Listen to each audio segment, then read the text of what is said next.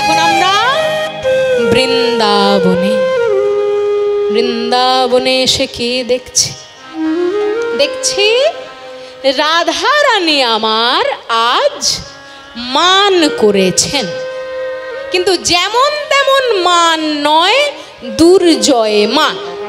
আচ্ছা, এখনই একটা কথা বলে রাখি যাতে শেষে না বলতে হয়। মায়েরা এবং বাবারা, আমাকে আজকে গাইতে হচ্ছে দুর্জয় মান লীলা। সুতরাং ছোট মুখে বড় কথা বলা হয়ে যেতেই পারে, এই নিয়ে যেন কোনো কিছু জল ঘোলা না হয়। আমি একেবারে বাচ্চা মেয়ে, একটু তো আপনাদেরকে বোঝাতে গিয়ে উদাহরণ দিতেই হবে ধরুন, সেই জন্য দয়া করে যেন কিছু মনে করবেন না, নিজ কন্যা সম মনে করে ক্ষমা করে দেবেন। যেহেতু মান অভিমানের পালা, এটা তো একটু বোঝাতে হবেই, কিছু করার নেই। এবার দুর্জয় মান কখন হয়? আগে বলুন মান মানে কি? মান মানে কি সেটা মায়েদেরকে বোঝানোর কোনো দরকার নেই, কারণও বলার দরকার নেই। কিছু কিছু মায়েরা মান কিন্তু 3 ধরনের হয়।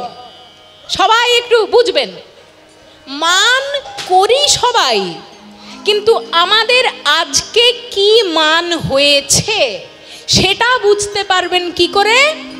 আমি আপনাদেরকে বলে দিচ্ছি। অভিমান বা মান 3 প্রকারের হয়। প্রথম, অকারণ মান। অকারণ মান মানে আমি আজ তোমার উপর রেগে আছি, কেন রেগে আছি জানি না, এইটা হলো অকারণ মান। কারণবিহীনভাবে যখন প্রিয়তমের প্রতি অভিমান প্রকাশ হয় তাকে বলা হয় অকারণ মান। দ্বিতীয়, সকারণ মান। তোমার সঙ্গে আজকে আমার মান করার কারণ হলো এইটা যখন বলে দেওয়া যায় সেটাকে বলে সকারণ মান। আর তৃতীয়টা হলো সব থেকে মিষ্টি মান, রসাভাস জনিত মান। রসাভাস মানে আমি জানি তুমি কিছু করনি, কিন্তু করতেও তো পারো, সেই চিন্তায় যখন মান তৈরি হয় তাকে বলা হয় রসাভাস জনিত মান। তাই না? এই 3 প্রকারের মান মায়েদের হয়ে থাকে। তার মধ্যে আজকে যে মান সেটা হলো দুর্জয় মান। দুর্জয় কাকে বলে? যে জিনিস জয় করা দুঃসাধ্য সেটি হলো দুর্জয় মান। অকারণ মান যদি আপনার হয়, মায়েরা কিছু মনে করবেন না, যদি কোনো মা আজকে অকারণ মান করে থাকেন, এই যে সামনেই ফুচকার দোকান বসেছে, বাবারা মাদেরকে নিয়ে গিয়ে একটু ফুচকা খাইয়ে দিলেই সেই মান চলে যাবে। কিন্তু যদি সকারণ মান হয়, যে অভিমানের কারণটা একেবারে জল জল করছে, তখন কিন্তু ফুচকা খাওয়ালেও মান যাবে না। তখন কি কি উপায়ে মান ভাঙানো যেতে পারে সেই নিয়েই হলো আজকের গান। দুর্জয় কেন? কারণ সকারণ মান, কারণ আছে সেই জন্য মান ভাঙানো দুঃসাধ্য, তাই আজকের মান হলো দুর্জয় মান। এই দুর্জয় মান কেমন ভাবে ভঙ্গ করবেন শ্রীকৃষ্ণ সেই নিয়ে আমরা গান গাইব।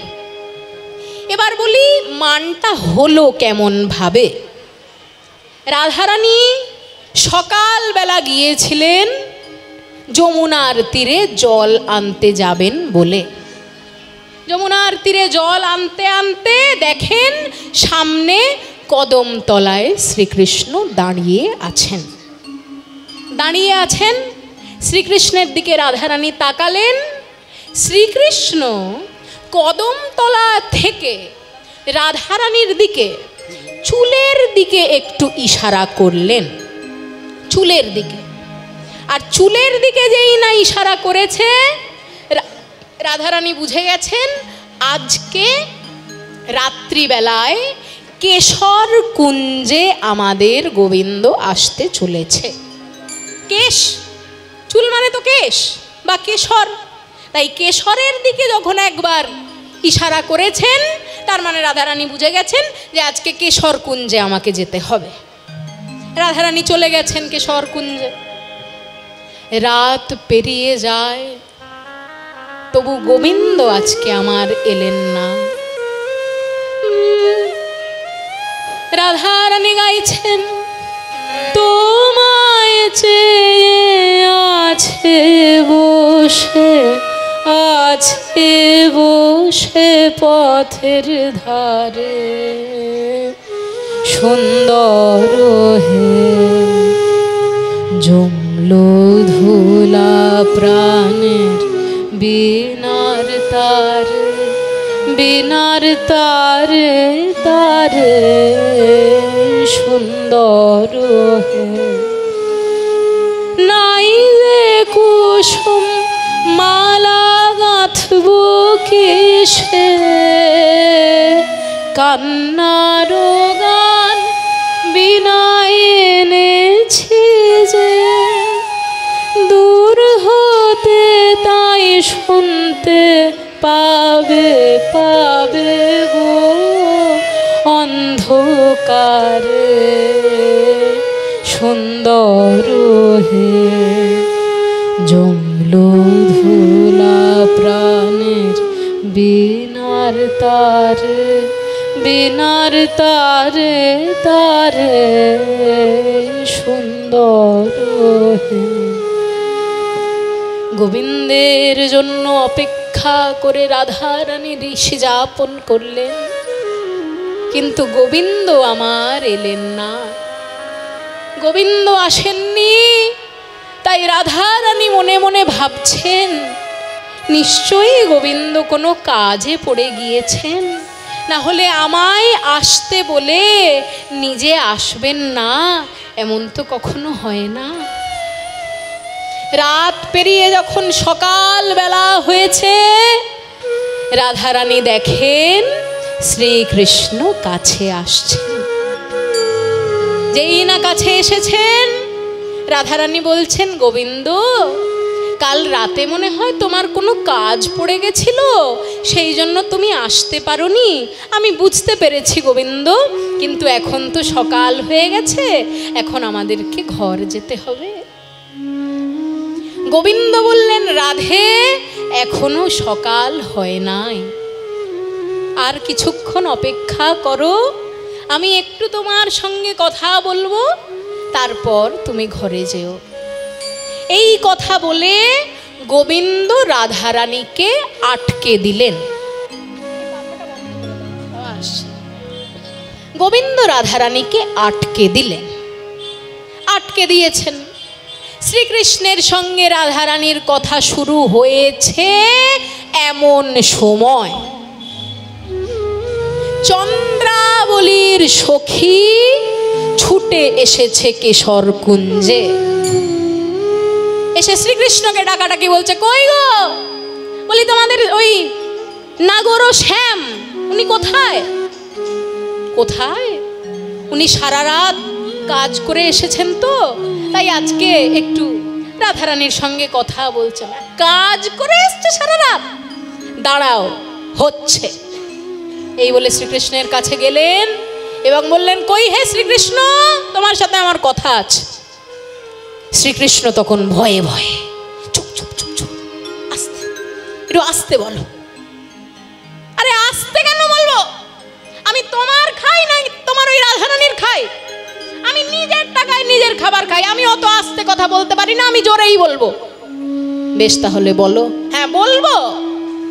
আমি বলতে চাই এই যে তুমি কালকে রাত্রিবেলায় যখন চন্দ্রাবলীর পায়ে আলতা পরাচ্ছিলে, কালকে রাত্রিবেলায় তুমি যখন চন্দ্রাবলীর পায়ে আলতা পরাচ্ছিলে, ওর পায়ের সোনার নূপুরগুলো তুমি খুলে রেখেছিলে। আজকে সকালবেলা সেই নূপুর খুঁজে পাওয়া যাচ্ছে না, তাই তোমায় জিজ্ঞাসা করছি, ওই নূপুর কি তুমি তোমার ওই রাধারানীকে দেবে বলে নিয়ে এসেছো? ভাবো, রাধারানী রাজার মেয়ে, ওই রকম 14-15 খানা নূপুর পায়ের সামনে গড়াগড়ি খায়, আর অন্য লোকের নূপুর রাধারানী পরবেন? এই কথা যেই না রাধারানী শুনেছেন, অমনি বলতেন, তাকিয়ে কি আছিস? ওই দেখ, সারা রাত ধরে আমি যখন এসছিলেন, গোবিন্দ যখন এসছিল, ওকে আমি জিজ্ঞাসা করলাম যে তোর আপনার কপালে এরকম সিঁদুর লাগলো কি করে? সিঁদুর ওই মা দুর্গার মন্দিরে প্রণাম করে তবে তো এলাম, ওই দুর্গা মন্দিরে প্রণাম করতে গিয়ে মায়ের পায়ের সামনে একটু সিঁদুর পড়েছিল, সেই সিঁদুরই মাথায় লেগে গেছে। আর যেই না জিজ্ঞেস করেছি গালে কাজল এলো কোথা থেকে, তখন আর কোনো উত্তর দিতে পারছে না। এখন বুঝলাম কাজল কোথা থেকে এলো। দেখছিস কি, এক্ষুনি ওকে উঠে যেতে বল, উঠে যেতে বল গো ইউহার, উঠে যেতে বল, উঠে যেতে বল গো ইউহার, উঠে যেতে বল গো ইউহার, উঠে যেতে বল গো ইউহার, উঠে যেতে বল গো ইউহার, আহাই উঠে যেতে বল গো ইউহার, নামে নাই মোর সুখ, উঠে যেতে বল গো ইউহার, নামে নাই মোর সুখ, উঠে যেতে বল গো ইউহার, নামে নাই সুখ, উঠে যেতে বল গো ইউহার, নামে নাই মোর সুখ, যেতে বল গো ইউহার, নামে নাই মোর সুখ। উনি কইলেন ধর্ম নষ্ট, দিলেন বড় দুঃখ, ধর্ম নষ্ট দিলেন বড় দুঃখ। যখন উহার কেউ ছিল না তখন ছিলাম আমি, যখন উহার কেউ ছিল না তখন ছিলাম বলি, এখন উহার অনেক আছে পর হয়েছি আমি, এখন উহার অনেক আছে পর হয়েছি আমি। ও যখন ওখান থেকে উঠে যাবে, যেখানটাতে বসে আছে ওইখানের মাটি তুলে উপড়ে ফেলে দিবি, আর ভালোভাবে ছড়া দিয়ে দিবি ওই জায়গাটাতে, ওই মাটিতেও আমি তাকাতে চাই না। যেখানেতে বসিয়া আছে তুলি ফেলো মাটি, যেখানেতে বসিয়া আছে তুলি ফেলো মাটি, এখনে উঠিয়া গেলে দিবে ছড়া ঘাটে, এখনই উঠিয়া গেলে দেবে ছড়া ঘাটে। এই বলে রাধা রানী আমার মান করে বসলেন। বিনোদিনী মানে হইলাবা, বিনোদিনী মানে হইলাবা, বিনোদিনী মানে হইলাবা, বলে তা দেখি আকুল নাগর শ্যাম, তা দেখি নাগর নাগর শ্যাম, আজ লুটায় রাধার চরণ তলে, লুটায় রাধার চরণ তলে, নয়ান ভাষয় নয়ন জলে, বয়ান ভাষয় নয়ন জলে, সেই তো কাঁদে গো, সেই তো কাঁদে গো, আজ সেই তো কাঁদে গো, সেই তো কাঁদে, বলি যার লাগি এই জগৎ কাঁদে সেই তো কাঁদে, বলি যার লাগি এই জগতে কাঁদে সেই তো কাঁদে, বলি যার লাগি এই জগৎ কাঁদে, আজ সে কাঁদে রাধা রানীর পদে, যার লাগি এই জগৎ কাঁদে সে কাঁদে, যার লাগি এই জগৎ কাঁদে কাঁদে রাধা রানীর পদে, যার লাগি এই জগৎ কাঁদে সেই তো কাঁদে গো। না যায় রাধার দুর্জয় মা, না যায় রাধার দুর্জয় মা, আজ ধৈর্য না ধরে শেখর প্রাণ, ধৈর্য না মানে শেখর প্রাণ। রাধা রানী আমার মান করে বসলেন, নীল বসনে বদন ঝেপে রাধারানী আর ওই মুখের দিকে তাকাচ্ছেন না। এবার গোবিন্দ আমার মান ভঞ্জন করবেন। কেমন ভাবে মান ভঞ্জন করবেন? মান ভাঙানোর 7টা উপায় থাকে। বাবারা মন দিয়ে শুনে রাখুন, কারণ এগুলো কাজে লাগতে পারে। আজ না লাগুক, কাল না লাগুক, পরের বছর লাগতে পারে, কিন্তু লাগবে ঠিকই। তাই মন দিয়ে শুনে, আর মায়েরা আপনারা আরো বেশি মন দিয়ে শুনে রাখুন। কেন? কারণ বাবারা মান ভাঙানোর জন্য যখনই কিছু করবেন বুঝতে পারবেন আজকে এই পথ নিয়েছে। তাহলে পরপর পথগুলো আমি বলি, আপনারা মন দিয়ে শুনুন।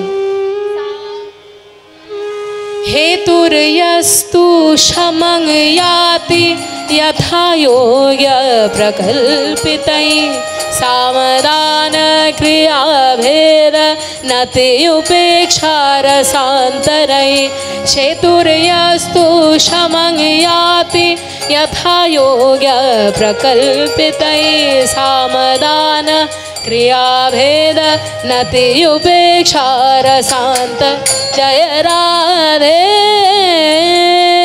श्री राधे, जय जय राधे श्री राधे, जय जय राधे श्री राधे श्री राधे।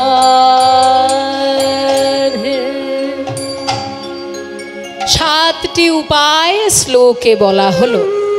হেতুর্যস্তু সমং ইয়াতি যথা যোগ্য প্রকল্পিতৈ। হেতুযুক্ত মান, সকারণ মানও প্রশমিত হতে পারে যথাযোগ্য প্রকল্পই। যথাযোগ্য প্রকল্পই, যথাযোগ্য পন্থা যদি কেউ অবলম্বন করে। পরপর পন্থাগুলো কি কি? साम दान क्रिया भेद नति उपेक्षा रसान्तरै। मायरा पर पर बोलबो, मुखस्थ करुन।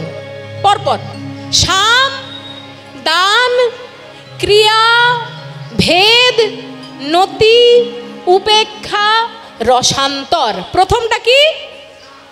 द्वितीय বাহ, তারপর বাহ, তারপর বাহ, তারপর নতি নতি, তারপর অপেক্ষা নয় উপেক্ষা। হ্যাঁ, আর তারপর রস। ভেরি গুড, হাততালি হাততালি হাততালি। এইবার সব কটা পরপর বলেছেন। এবার পরপর কোনটার মানে কি সেটা আমি বুঝিয়ে দিই। প্রথম সাম। আচ্ছা মায়েরা, আমাদের তো বেদ চারটে নাকি? কি কি?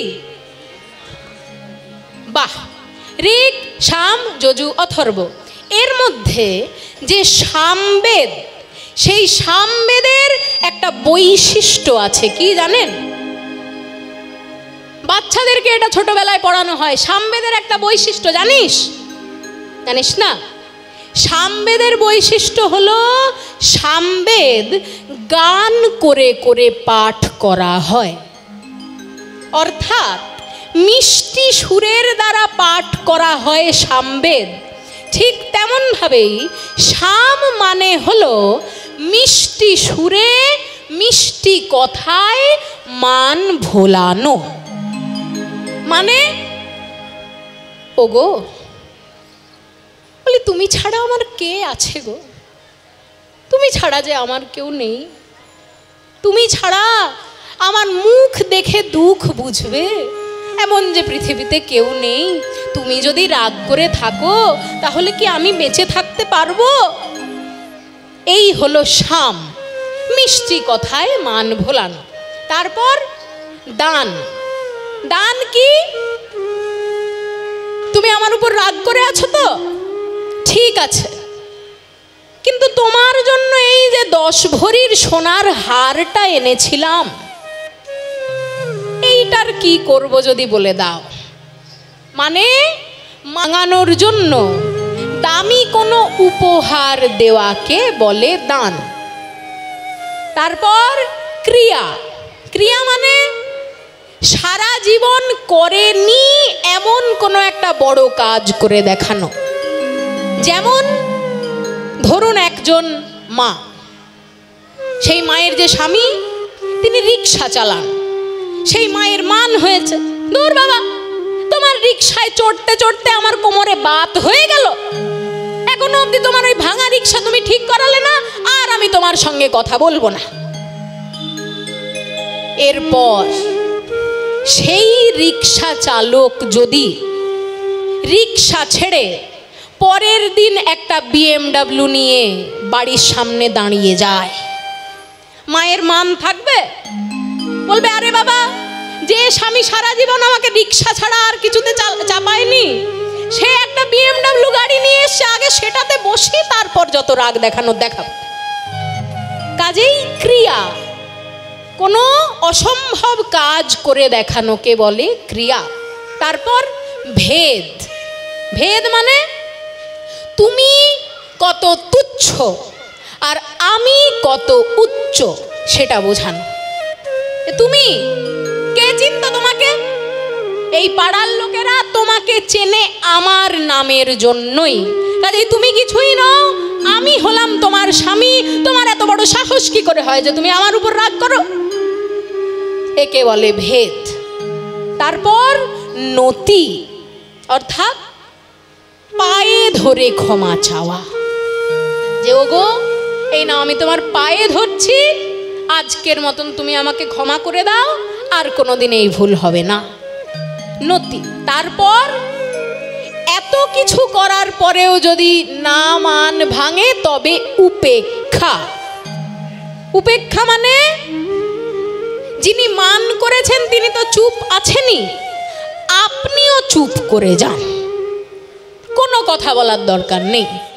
দুজন চুপ করে থাকুন, দিনের পর দিন কাটবে, একদিন দেখবেন আপনার স্ত্রী নিজের ছেলেকে বলবে, কিরে তোর বাবা অত যে চুপ করে রয়েছে, যদি খাবারটা না খায় তাহলে তো আমাকেই দেখতে হবে, ওকে এসে তাড়াতাড়ি খাবার খেতে বল। তাই না? ঠিক বলছি তো? হ্যাঁ, কাজে একেই বলে উপেক্ষা। দুজনেই দুজনকে উপেক্ষা করবেন, এর দ্বারাও অনেক সময় মান ভেঙে যায়। আচ্ছা মায়েরা, আমাদের এই যে এত বড় অনুষ্ঠানের আয়োজন করেছেন এই শিবোৎসবের সমস্ত দাদারা জেঠুরা, এনাদের এত বড় অনুষ্ঠানে এত এত কীর্তনিয়ারা আসবেন গান গাইতে, তার সবার জন্য তো আর্থিক সহযোগিতার দরকার হয়। তাই এই দাদারা আপনাদের কাছে যাবেন, সবাই যে যা পারবেন মুক্ত হস্তে দয়া করে এনাদেরকে দান করুন। এনারা সবাই যান, এনারা সবাই যাবেন আপনাদের কাছে, আপনারা যে যা পারবেন সবাই মিলে এনাদের এই পূজা কমিটির জন্য, এই বাঁধগোড়া কালী মন্দিরের জন্য আপনারা সবাই দান করবেন। এবার সবার শেষ উপায় রসান্তর। রসান্তর মানে যে জিনিসটা এখন চলছে সেটা থেকে পাল্টি করে দেওয়া। মানে কেমন? এখন মা রাগ করে আছেন তো, বাবারা শুনে রাখুন, সব কিছু করার পর যখন দেখলেন মান ভাঙলো না, তখন বাড়িতে যেখানে সুইচ বোর্ড রয়েছে ওখানে গিয়ে দাঁড়িয়ে যাবেন। সুইচ বোর্ডের যে প্লাগের পয়েন্টটা, সেই প্লাগের পয়েন্ট থেকে 2 আঙুল দূরে আঙুলটা রাখবেন, আর ওই প্লাগ পয়েন্টের সামনে গিয়ে বাঁচাও বাঁচাও বাঁচাও বাঁচাও বাঁচাও, কারেন্ট খেয়েছি কারেন্ট খেয়েছি কারেন্ট খেয়েছি, এইরকম যদি একবার বলে দিতে পারেন, যত বড়ই রাগ থাকুক না কেন, আপনাকে বাঁচানোর জন্য আপনার স্ত্রী নিশ্চয়ই ছুটে আসবেন। একে বলে রসান্তর। কাজেই এই 7টি উপায়ে পরপর মান ভাঙানো যায়। শ্রীকৃষ্ণ কেমনভাবে এই 7টি উপায় অবলম্বন করলেন সেই নিয়ে আজকে আমরা গান গাইব। প্রথম কি? প্রথম উপায় কি বলেছিলাম? প্রথম উপায় কি?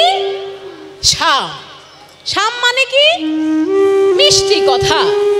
তা গোবিন্দের থেকে মিষ্টি কথা বলবেন এমন কি পৃথিবীতে কেউ আছে? শাস্ত্রে বলা হলো, তব কথামৃতম তপ্ত জীবনাম কবি ভিড়িরতাম কলমশাপহম শ্রবণমঙ্গলম শ্রী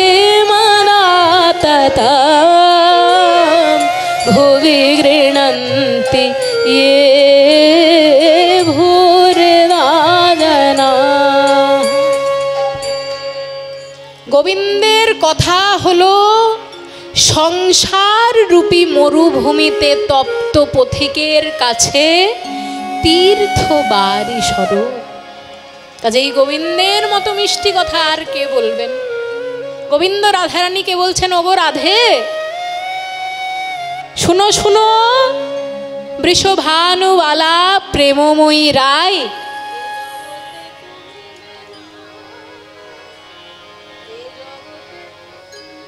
রাধে শোনো, এ জগতে তুমি বিনা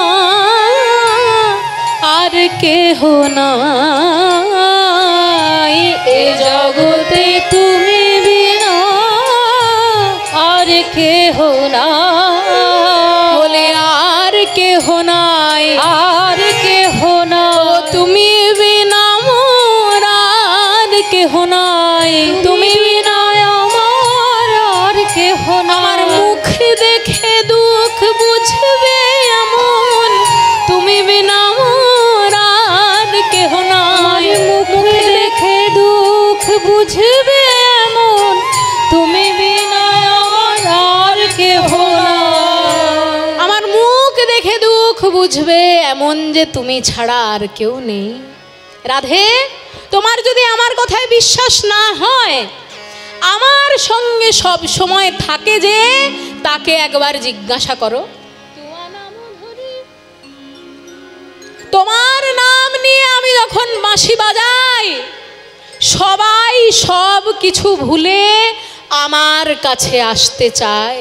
একবার দেখো, তুয়া নাম ধরে যাবে মুরলি বাজায়, নাম ধরি যাবে মুরলি বাজায়, দেখি সকল ভুলে আয় আমার কাছে আইসে রায়, সকলি ভুলে আয় আমার কাছে আইসে রায়, যোগী যোগ ভোলে মুনির ধ্যান টলে, যোগীর যোগ ভোলে মুনির ধ্যান টলে, রাধে তোমার নামের গুণে যোগ ভোলে মুনি ধ্যান টলে, রাধে তোমার নামের গুণে ওই বাঁশি বাজালেই জানতে পারি, রাধে তোমার নামের বাঁশি বাজালেই জানতে পারি, বাজালের নামের গুণে বাঁশি বাজালে জানতে পারি, যোগ ভুলে মুনির ধ্যান টলে। এতেও যদি বিশ্বাস না হয় মদন করো সাক্ষী, এতেও যদি বিশ্বাস না হয় মদন করো সাক্ষী, তুমি আদেশ করো নাম পদতলে লিখে, আদেশ করো আমি পদতলে লিখে। এতেও যদি বিশ্বাস না হয় রাধে, তোমার পায়ের তলায়, তোমার চরণ তলে আমি নিজের নাম লিখে দিচ্ছি, তোমার চরণটা আমায় দাও। তখন গোবিন্দ বললেন, না না না না, ভুল বলছি, তোমার চরণ তলায় আমি কোনো মতেই আমার নাম লিখতে পারবো না, কারণ আমার নাম যে বড় কঠিন আর তোমার চরণ যে বড় কোমল, কোমল পদে কঠিন নাম লিখতে আছড় যায়, কোমল পদে কঠিন নাম লিখতে আছড় যায়, আমি ভূমিতে লিখিব নাম পদ রাখো তাই, ভূমিতে লিখিব নাম পদ রাখো তাই, হবে নাম ধন্য আমিও ধন্য, হবে নাম ধন্য আমিও ধন্য, রাধে তোমার চরণ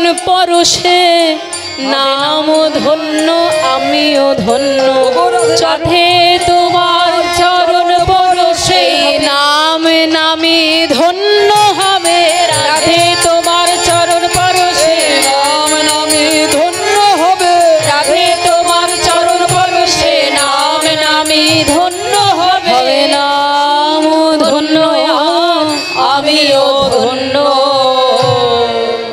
আহা, কত সুন্দর কথা। গোবিন্দ বললেন, রাধে, আমি তোমার চরণ তলায় নিজের নাম লিখব না, কিন্তু আমি মাটিতে নিজের নাম লিখে দিচ্ছি, তুমি তার উপরে চরণ রাখো, তাহলেই তো আমি যে তোমার কেনা দাস সেইটি একেবারে প্রমাণিত হয়ে যাবে। এমন সুন্দর কথা গোবিন্দ বললেন, কিন্তু রাধা রানীর মান এতেও ভাঙল না। এত শুনি বিধু মুখে কোপ দিঠে যায়, এত শুনি বিধু মুখী কোপ দিঠে যায়। রেগে রেগে তখন শ্রীকৃষ্ণের দিকে তাকালেন রাধারানী। তাই এত শুনি বিধু মুখে কোপ দিঠে যায়, এত শুনি বিধু মুখী কোপ দিঠে যায়। না যায় দুর্জয় মানে জ্ঞান দাসে গায়, না যায় দুর্জয় মানে জ্ঞান দাসে গায়। বলি তবু রাধার মান গেল না, তবু রাধার মান গেল না, না তবু রাধার মান গেল না, তবু রাধার মান গেল না। বিনয় বচন কইল না গোর, তবু রাধার মান গেল না, বিনয় বচন কইল না গোর, তবু রাধার মান গেল না। বিনয় বচন কইল না গোর, গল লগ্নি কৃত বাসে, বিনয় বচন কইল গল লগ্নি কৃত বাসে, বিনয় বচন কইল না গোর, তবু রাধার মান গেল না। না যায় দুর্জয় মানে জ্ঞান দাসে গায়, না যায় দুর্জয় মানে জ্ঞান দাসে গায়। তাই প্রথম উপায় কাজে লাগলো না। স্বামীর পর কি বলেছিলাম? দান। দান মানে কি বলেছিলাম? দামি উপহার দেওয়া। এবার রাধা রানীকে কি দামি উপহার দেবেন বলুন দেখি? তিনি তো রাজার মেয়ে, সোনা দানা দিয়ে খুশি করা যাবে না, হিরে মানিক দিয়ে খুশি করা যাবে না। তাহলে কি এমন উপহার দেবেন যাতে রাধা রানী খুশি হতে পারেন? গোবিন্দ তখন মনে মনে ভাবলেন যে রাধারানী রাজকন্যা হলেও, তার কাছে সব থাকলেও একটা জিনিসের জন্য কিন্তু তিনি পাগলিনী হয়ে থাকেন। সেই জিনিস রাধারানীর কাছে নেই।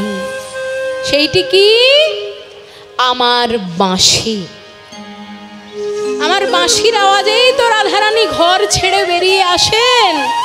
আমার বাঁশিটি রাধারানী বড় ভালোবাসেন। তাই এই বাঁশি যদি আমি রাধারানীকে দিতে চাই, তাহলে নিশ্চয়ই রাধারানী গ্রহণ করবেন।